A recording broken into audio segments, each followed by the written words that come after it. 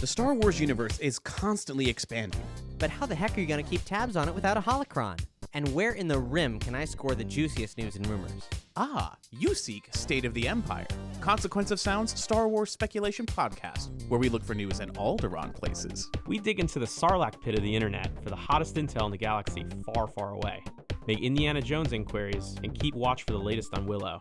Find us on consequenceofsound.net or wherever you procure fine podcasts. It's the show you're looking for.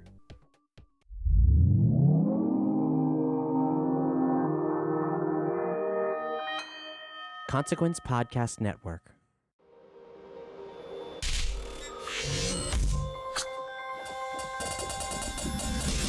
Hey, welcome to another edition of Kyle Meredith With. It's an audio interview series presented by WFPK Independent Louisville at WFPK.org, Consequence of Sound, and the Consequence Podcast Network. Wherever you're listening from today, find that subscribe button, hit it now so you can keep up with us. And if you can leave a rating and a review as well, that'd be great too. I'm Kyle Meredith. Today my guest is Alex Turner of the Arctic Monkeys. They've got a new record out called Tranquility Base Hotel and Casino. And me and Alex go deep into the creation of this, how he came to write it, how was he introducing it to the rest of his band, if he's ever considered a screenplay, and also working with Alexandra Savior, who he produced and co-wrote with before this record came around. It's a deep dive into the new record, Kyle Meredith with Arctic Monkeys. Hi, Kyle. How you doing? I'm well, sir. How are you? I'm all right. What an interesting, cool new record that the Arctic Monkeys have just put out. Once again, you've surprised everybody with Tranquility Base Hotel and Casino. You know, last time we talked, I invoked your first album title, and I thought you've once again proved yourself. You know, whatever you say I am, that's what I'm not. You've done this again. Well, I mean, was there any sense that you might want? I mean, you could have done the easy road and followed AM, you know, with its own success and further down that. Was that ever considered? Was that ever a thought? I think if it was a thought like 3.5 years ago, whenever it was that we stopped touring that record. I think there was a moment when we were considering going right back into the studio, and there may have been the potential to sort of follow up AM with something more similar to it had we seized that opportunity then. But as it sort of transpired, we ended up taking a break for a while, and some other things happened in between them, which kind of meant that it had to be the way it is now, you know. Well, it's such an interesting... The record, that is. Yeah, it's such an interesting concept and sound that goes into this. You know, with the concept of this being, as you said, you know, a hotel and casino on the moon, when I listen to some songs, for a second, you know, I start to think, oh, you know, this is, you know, he's talking in first person, but then there's always a twist of phrase that, you know, turns it into, you know, possibly something fiction. So I wondered, is there a lead character in this saga? And if so, who is it? Interested, yeah. Well, I suppose, I mean, I guess the idea even that this is sort of set in a hotel and casino on the moon, which I believe is what you just alluded to, or inferred rather, is kind of perhaps debatable in itself. But I don't know about as far as the whether there's a. I think you know, just because you perhaps step outside the scope of your own experiences doesn't necessarily mean that it's not in the first person. I don't think. Of course, I think it's more. I think all that's the sort of science fiction vernacular on there is kind of, you know, allows you to explore ideas. You know, it becomes a sort of a way to get from A to B. Yeah. Like a way. And I think once I started, I think that came from perhaps watching movies and sort of thinking about the idea of like that science fiction often, you know, it explores ideas about things a lot closer to us than where the movies or the books are set. I think I started off thinking about that idea and then just sort of got carried away. So the next thing we were cutting out cardboard models of sort of moon casinos may or may not look like. What are there, and you may have sort of answered this in what you were just saying there with the movies and everything, because having spent time in L.A., I started thinking that there are certain eras of L.A. that isn't far from a casino on the moon. I was just talking with M. Ward a little bit ago today in a different interview, and we were talking about L.A. in the '60s, how they were sort of, they were all the designs of all the cool places sort of had that Jetsons look, as they were, so obsessed with what the future looks like. And I sort of wondered if you were trying to conjure an era in that sort of way. I see what you mean. Yeah, I'm interested in that stuff, Kyle. Yeah, like that idea of the past idea of the future is. I think a lot of that architecture is just really exciting. Still, like that is something that I've got a soft spot for. But I don't know if that's something I'm like conveying through the music necessarily. Certainly conjures that image. I mean, it seems like with a record like this, with ideas like that, one of the obvious things is, had you ever considered putting this into a sort of type of screenplay? Not at all, really. 'Cause I think it completely relies on the fact that it's a record. I think a lot of this. There's I think, I tend to think more and more with so much of like the stuff that I write relies on the fact that it's the lyrics, that is, that without there being the sort of melody for the words to be kind of poured into. I don't think a lot of it really, it wouldn't work, kind of, I think. And so I think the idea that you could, because I think, what you get when you put it to the melody, in my opinion, is then you evoke this feeling that you're chasing after. Whereas I think it's that can be quite, I don't know if vague is necessarily the right word, but you might not even be able to completely describe what that feeling is, but you just know when you're having it. And I think the idea that you could sort of make there's not really like that much of a story going on here. I don't know how we would like sort of get the arc out of it to sort of to make it into anything other than exactly what it is. And you're talking about sort of the songwriting structures. I mean, it sounds like you had the freedom because of this style of writing to brush those traditional structures away. I mean, a lot of these songs don't have what you would consider a typical chorus or even, that usual verse, chorus, verse, and sometimes even rhyming. I mean, was there a sense of freedom to get away from the traditional structures? Was that deliberate, that you kind of pushed towards that way? So, yes, in some cases, I think, yeah, definitely.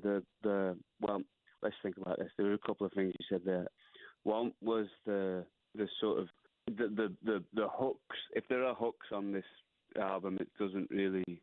I suppose they don't come in the form of like choruses as they have in the past on some of our songs. I definitely agree with that. But I feel like they're still in there, one way or another. I think about as far as the structures go, I don't know if I'd say in the past we've had more of a desire to explore structures that fall outside the usual one. I would actually say most of this album does kind of go verse, chorus, midway, and like more than some stuff we have done in the past. But I suppose maybe it doesn't seem like that because the choruses aren't like necessarily made for the stadium or something.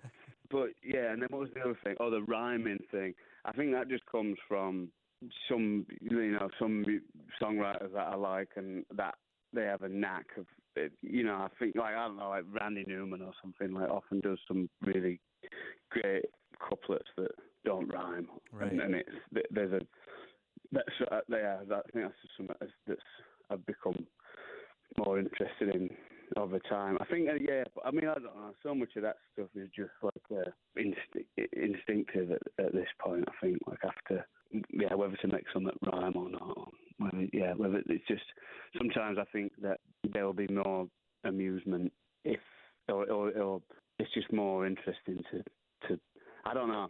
Maybe I've said too much on that particular point about the rhyme scheme, but. I get what you're saying. Yeah, I would be curious though. As the story went, there's you're gifted a piano, and that sort of gets, a lot of the album gets its start and sound from that. When you gave this to the rest of the band, the idea, the demos, or however that was introduced to them,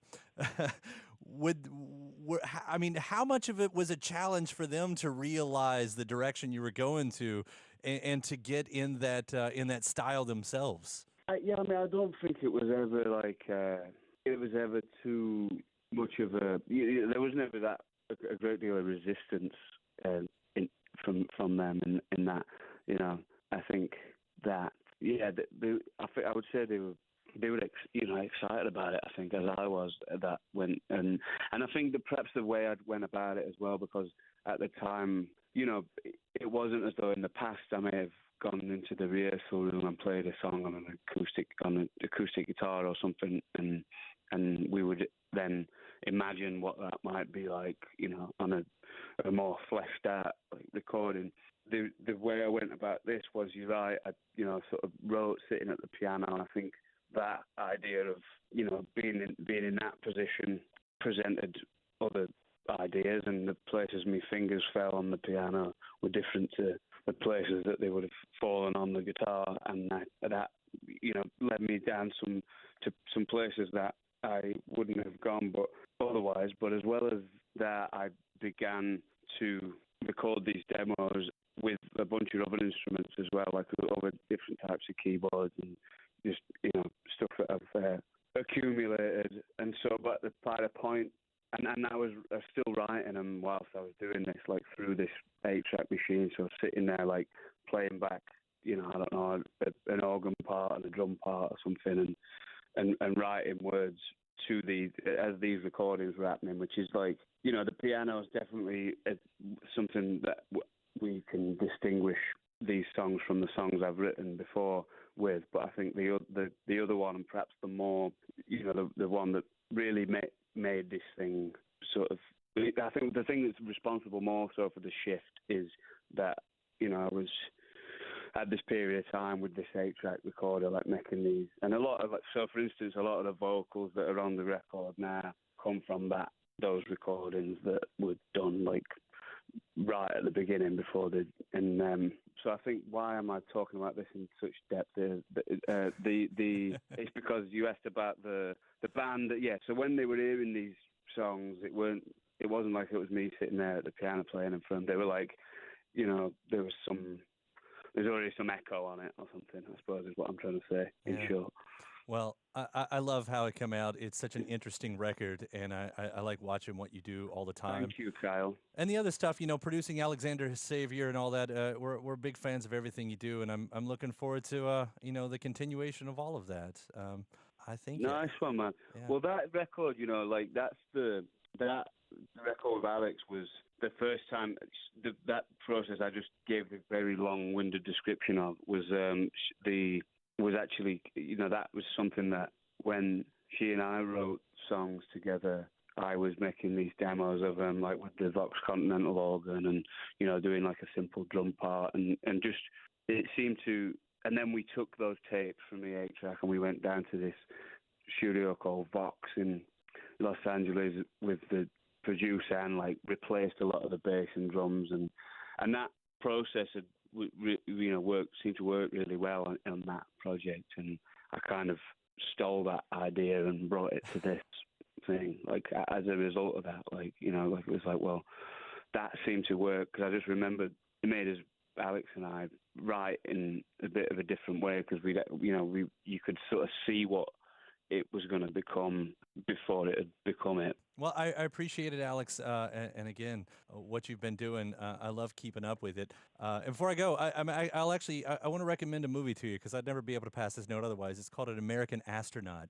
And with the idea of this whole thing, that movie kept coming to me. And if you've never seen it, I recommend see. It's hard to find, but try to find it, because. All right, I'll give it a shot. Yeah, American Astronaut. Yeah. All right, that sounds like we can hang with that, Kyle. Yeah. Yeah, that's cool, man. Thank you so much. It was great catching up again, man. Pleasure, my pleasure. Nice speaking to you, Kyle. All right, take care. Bye. Rock on. Bye-bye. Hey, thanks, Alex Turner. of the Arctic Monkeys. The brand new record, again, is called Tranquility Base Hotel and Casino.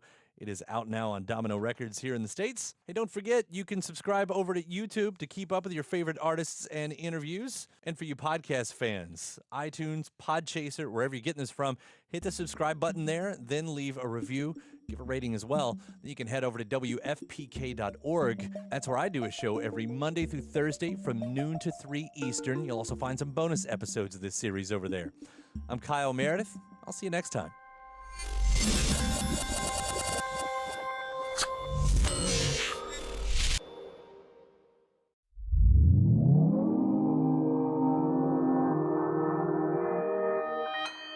Consequence Podcast Network.